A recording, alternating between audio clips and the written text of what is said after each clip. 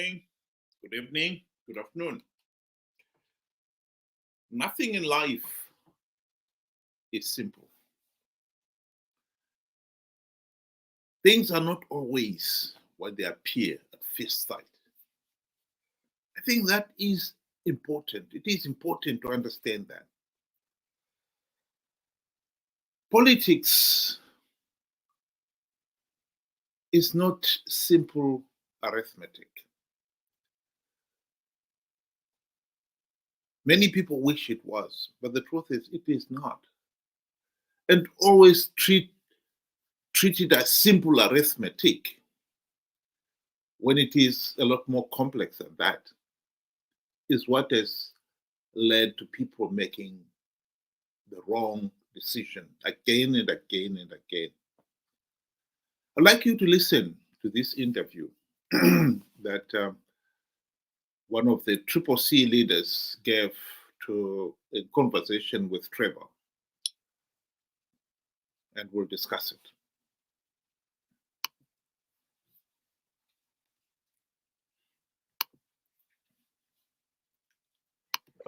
The mayor of Harare, Councillor Jacob Mafume. So, Councillor, Mayor, rather, before we took a break, you're going to explain to us the pressure that local government is come under, to the effect that water delivery is in jeopardy. The roads are a total mess. There's noise pollution. There's air pollution. There's rubbish all over the place. Vendors all over the place, and the story of permits. I'll at some point, want to speak to that. Talk to us about why you are unable to deliver what you are elected to deliver, and why people should vote for you.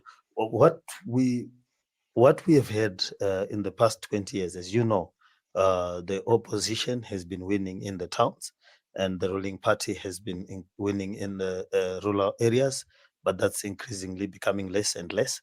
But however, their response to the winning of the opposition, the first thing was that Solomon Tavengwa, who was the last ruling party mayor, was given executive powers. And then when they lost the elections to Elias Mudzuri, executive powers were then stripped from the mayorship. In other words, we were all made ceremonial, and they stripped those powers to the extent that the budget is approved by the Minister of Local Government. So you're having a situation where the winner is being supervised by the loser, and also where the winner is being supervised by someone who has a direct benefit in the winner failing. So by then giving those powers to the Minister of Local Government, it has meant that we cannot appoint competent town clerks from grade 3 to grade 1. They are appointed with the approval of the minister. So you can't appoint a person who forms part of your management who you want to manage. If you want to fire them, you have also to get permission from what they call a local government board, which is managed by the minister. So he has approved the budget. You can't fire, you can't employ. When we tried to employ, what was his name, the banker? Yes, James Mshore. James Mshore. Yeah. That was an effort to try and bring expertise from private sector. We couldn't because the government simply refused to allow us to employ someone with the requisite expertise. So I could play the whole thing, but it's not necessary. The point here is, it is true that Zanu PF as a ruling party have done everything in their power to undermine the opposition's performance in local government. But it brings us back to the original argument in the late 1990s, when the MDC, CCC were voted by the people of Zimbabwe into power. The primary purpose of the opposition was to deliver democratic changes to stop Zanu PF rigging the elections. That was the primary purpose. people realized after nearly 20 years of Zanu PF rule that as long as Zanu PF rigs the election and stays in power, there will be no change. And so it was now necessary to bring about democratic changes to stop Zanu PF rigging the elections. And in this case here, the opposition's primary purpose was to bring about those democratic changes. As their own party name implied, Movement for Democratic Change. And so, 23 years since the opposition were in office, including 5 years in the GNU, one has got to ask, what democratic change have they brought? The answer has got to be none. Zanu PF rigged the 2023 elections just as blatantly as they've been rigging elections in the past. The opposition should not be telling us that they're failing to perform because the Zanu PF ruling party is stopping them doing so. We knew that Zanu PF was corrupt, incompetent, and would do anything to stay in power. And as long as they're able to rig elections, which they've been able to do, disrupting operations or performance of those areas where the opposition have managed to get some power, like local governments in urban centers, should not come as a surprise at all. This is a regime that is determined to stay in power at all costs. And therefore, then undermining their rivalry comes naturally to these thugs.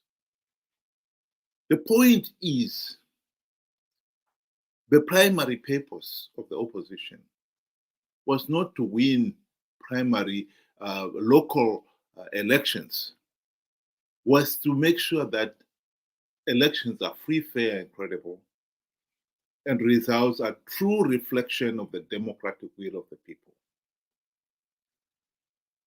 That is where they failed to deliver.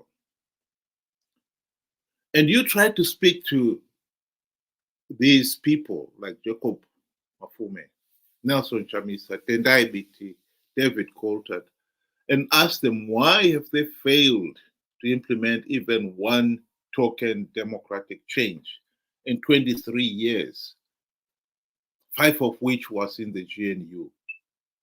That is when the real conversation should start. And you never get a straight answer from them. Never. Yes, over the years, a few of them have admitted that participating in these flawed elections was actually meaningless, and they should have been doing it, particularly after the 2008 to 2013 GNU. But they've continued doing it. They've continued participating. I'll refer to a quotation from David Coltart's book, where he is explaining why the opposition participated in the 2013 elections, even when they could see that the process was flawed. He admitted in that book that the process was so flawed, so illegal, that the only logical step was to withdraw. But they could not. They went ahead and participated because they also knew that Zanu PF was offering a few gravity seats to those who participated. And that is what they've been doing all along.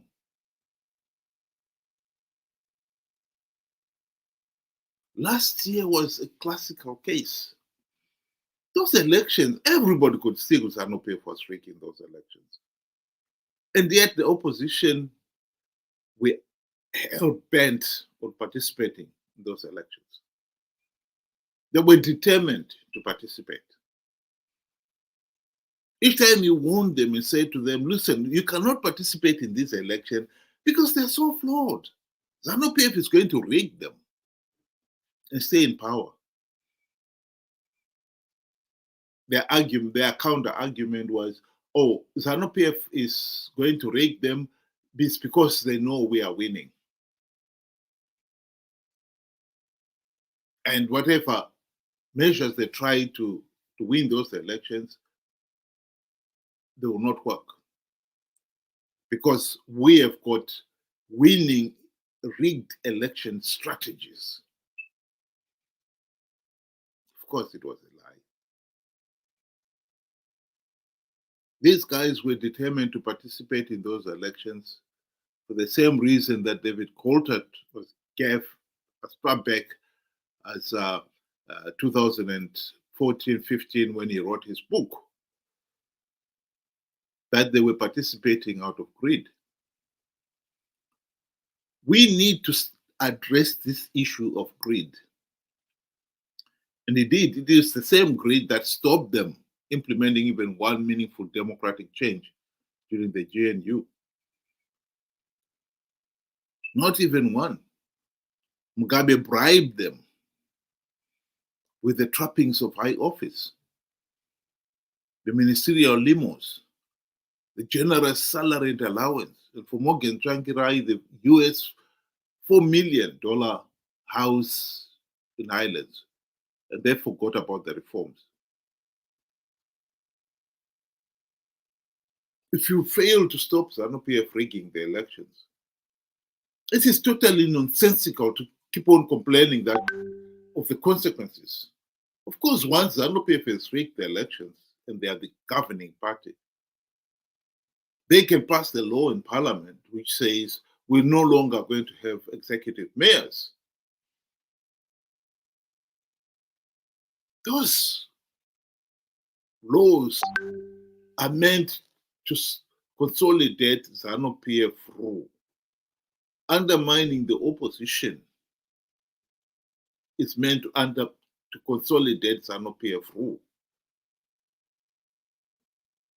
The only way we're going to have a competent government in Zimbabwe is addressing that fundamental problem of rigged elections.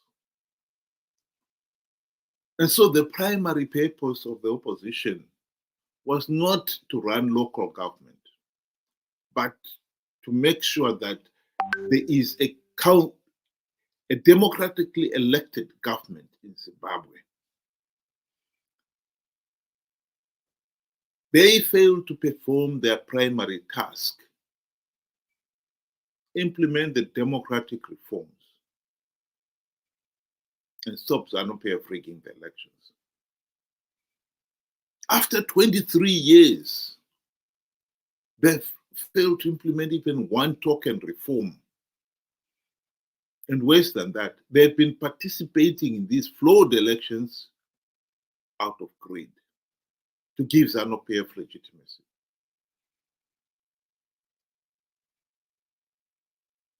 Like it or not, I put the case to you that the opposition, MDC/CCC, are nothing but Zanu PF Team B in all but name. Yes, they've been masquerading as the opposition, but in reality, they are Zanu PF Team B. And when they are playing Team A, the understanding between the two teams is that Team A has got to win. If it has got to rig the election, so be it. Team B's primary purpose is to make sure that whatever power those carte blanche dictatorial powers to rig the elections, no meaningful reforms are implemented. So Zanu PF Team A has retained those powers. And then during the elections, these flawed elections, Team B must play and give the impression that this is a serious contest. So that at the end of the day, it has political credibility. Because Team A needs political legitimacy. Once the elections have been won, Team A must maintain its dominance, and Team B must play along. And of course, make as much noise as possible to give its credibility, to maintain its credibility as an opposition party. Although the bottom line is those things that will stop Team A winning, don't touch them. Those are ring-fenced. Chamisa and company in the last 23 years have done nothing to stop Zanu PF rigging the elections. That is my argument. Nothing, not even one token reform have been implemented in 23 years, including the 5 during the GNU. They've been participating in these elections to give Zanu PF credibility. Even when people have argued that we need to implement reforms before the elections, MDC, CCC have seen to it that the elections went ahead without even one meaningful reform being implemented. I think it is a pity that the people of Zimbabwe themselves have been very slow in realizing that the people they had entrusted to stop Zanu PF rigging the elections, when they went in the GNU particularly, Mugabe bribed them so that now they are now working for Zanu PF. They are now fighting in Zanu PF's corner. And they're keeping up the pretense that they are still opposition.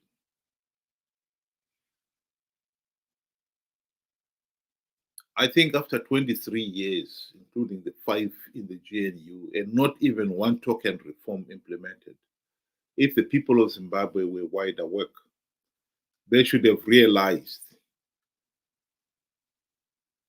that MDC/CCC are taking them for fools. And it is indeed so. And pretending that it is otherwise is just being foolish. And I think the people of Zimbabwe really have to wake up. At the present moment, the way things are going,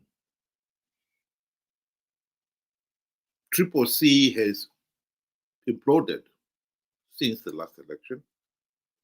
The infighting within the party now has reached a position where it is meaningless to talk of a competent opposition. They were incompetent before, but they're even worse now. But of course, they'll keep up the pretense. And indeed, Zanu PF will help them to keep up the pretense that they are fighting the people's corner.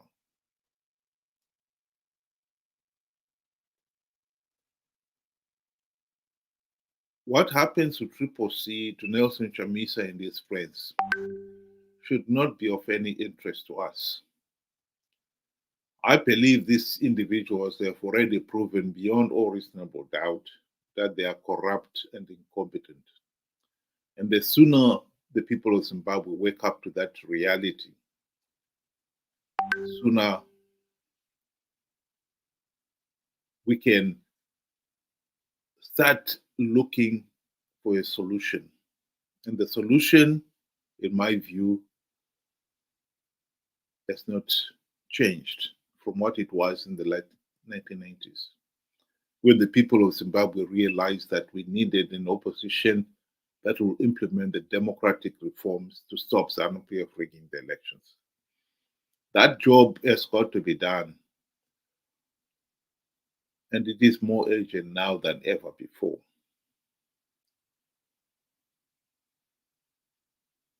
To Jacob Mafume and all the other opposition MPs, I do not want to hear, personally, I do not want to hear how Zanu PF is stopping them performing. We know that Zanu PF was part of thugs. And as long as they rig elections and stay in power, they will continue to do so. What I want to know from them is, why is it that after 23 years, including the 5 in the GNU, they have failed to implement even one token reform to stop Zanu PF rigging the elections?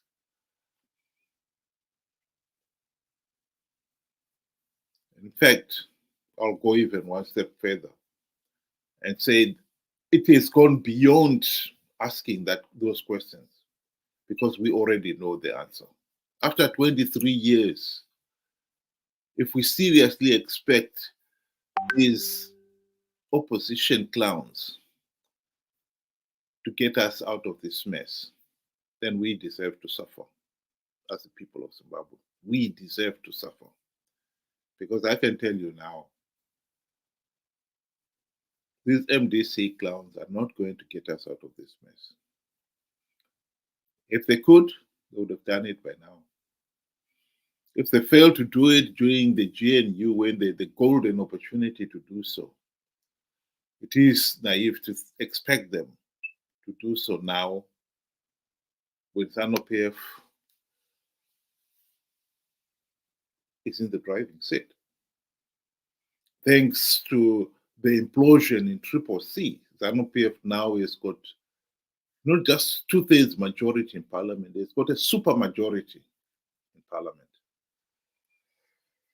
And in the Senate, we know that the divided Senate between the various factions of Triple C means that Zanu PF can exploit that to secure a super majority there too.